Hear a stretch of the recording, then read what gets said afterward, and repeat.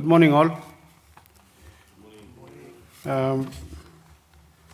Let me firstly thank the organizers for inviting me to speak in this conference.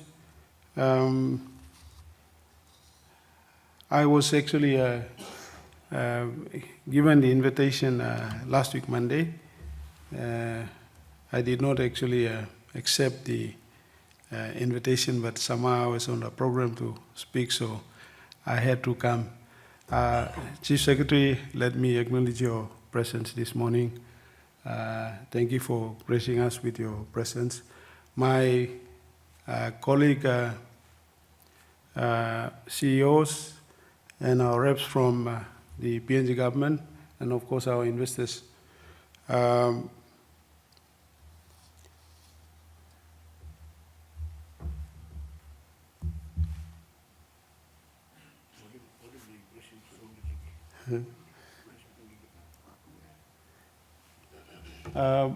This is basically the outline of my presentation.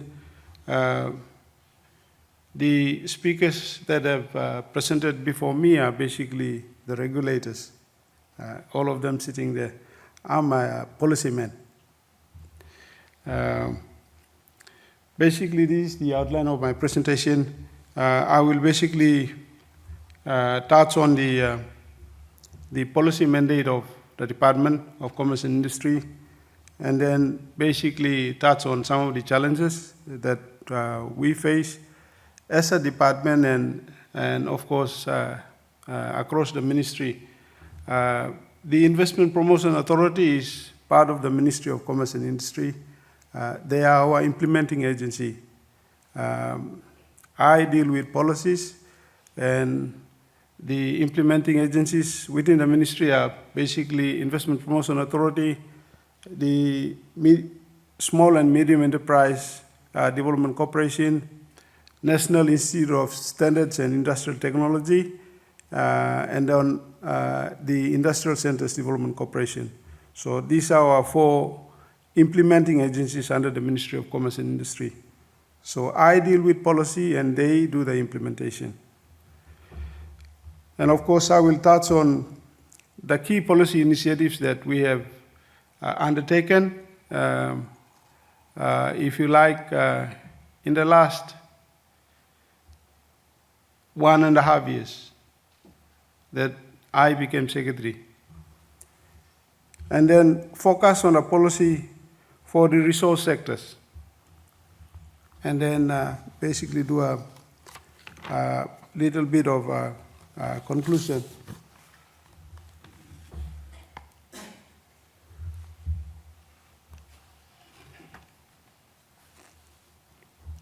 Basically, the core mandate of the Department of Commerce and Industry is basically to develop policies, major economic policies within the department and of course for the country. These policies are for commerce, if you like, business development, industrial development, and of course for investment, and that includes foreign direct investment.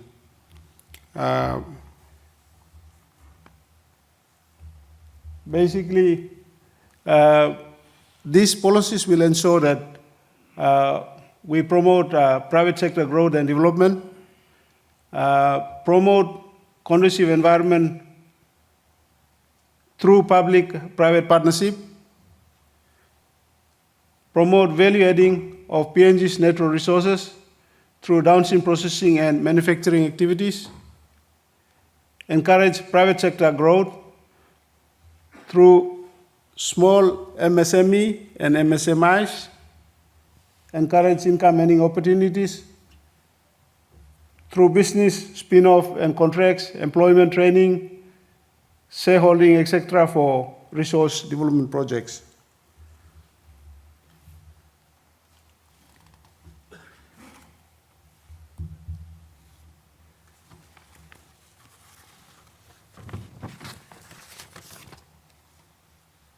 Now,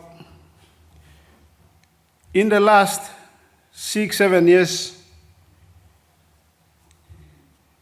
The only two policies, major economic policies that were developed were the SME policy and the national trade policy in the country by the Department of Commerce and Industry.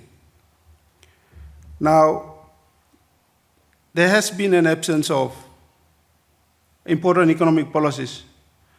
So when I became secretary 1.5 years ago, my focus was on developing major economic policies. Now, we had some challenges over the last 48 days since independence.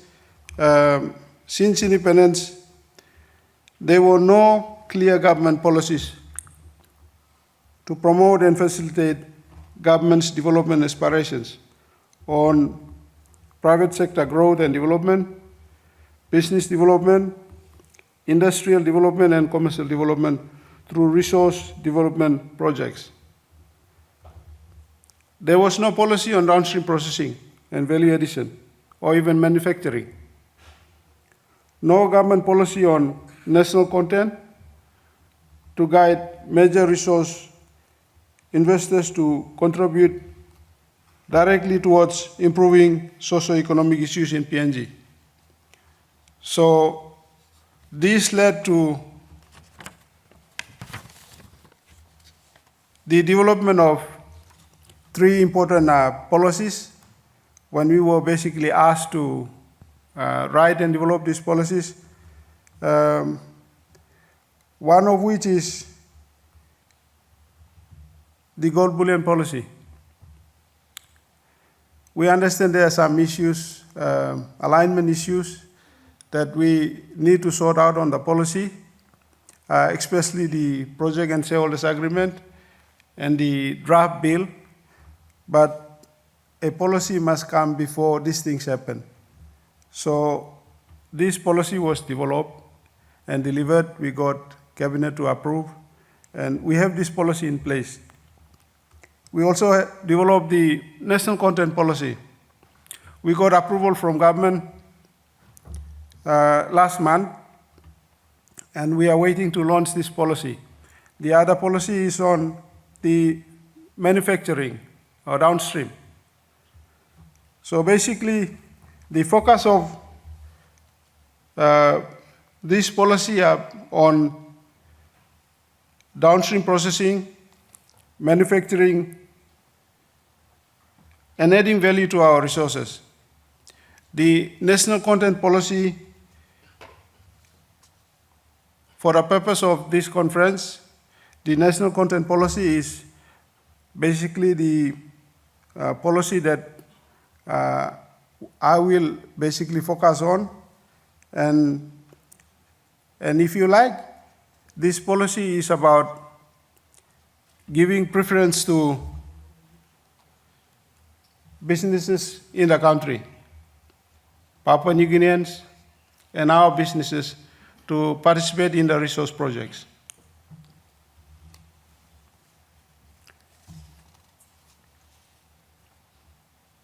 The national content policy is the overarching policy. We've heard our speakers in the last 2 days, Monday and Tuesday, talk about national content. Everyone is talking about national content. But what did we do when we had the mining projects around before we had the oil and gas projects or LNG projects? Everybody is talking about national content. We have not been serious about national content when we had the mining projects after independence.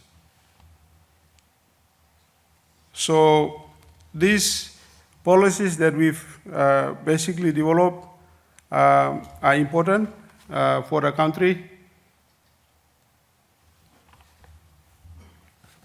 If you look at the national content policy, you look at the key policy focus areas. If some of you have read the policy, if you look at the key policy focus areas, the 6 key policy focus areas have been addressed by most of our speakers in the last two days. All of them are listed up there. So the first one is on domestic procurement of goods and services, supplier and entrepreneurship development, employment opportunities for citizens, skilled workforce development, greater equity participation by Papua New Guineans, and oversight on sustainable development projects for impacted communities. So you look at all these key policy focus areas, all these have been addressed in the policy, and these are the discussions that are going on.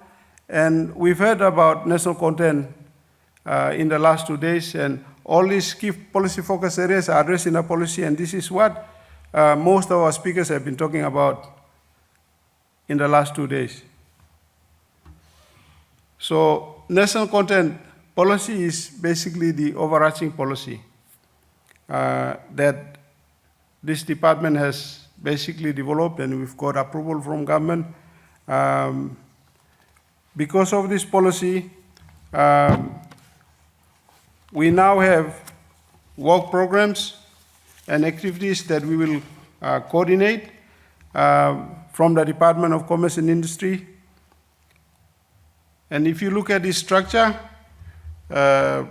this is basically what Commerce and Industry will basically do in terms of policy oversight, leadership, and coordination, monitoring, and basically reporting on the implementation of the policy. So this graph basically tells a lot of stories about what we are going to do in terms of implementing the policy and how we are going to coordinate and report on the policy. This is important because through Commerce and Industry, we are going to coordinate with other key stakeholders, including our landowners, to basically coordinate implementation of the policy. And to basically conclude, let me say this, the government now has a policy, national content policy, including the other 2 policies that I've mentioned. There is huge potential for Papua New Guinea in those policies because in the last 48 years, we have not had a policy on gold bullion. We have not had a policy on national content. We have not had a policy on manufacturing. So in these policies, we see huge potential for Papua New Guinea in those policies. And I want to encourage those who are planning to invest in the country, please talk to us, talk to Commerce Industry, and come and be our partner so that we are able to implement these policies for the good of our country. With this, I thank you, Mr. Facilitator, and I wish you all a Merry Christmas. Thank you.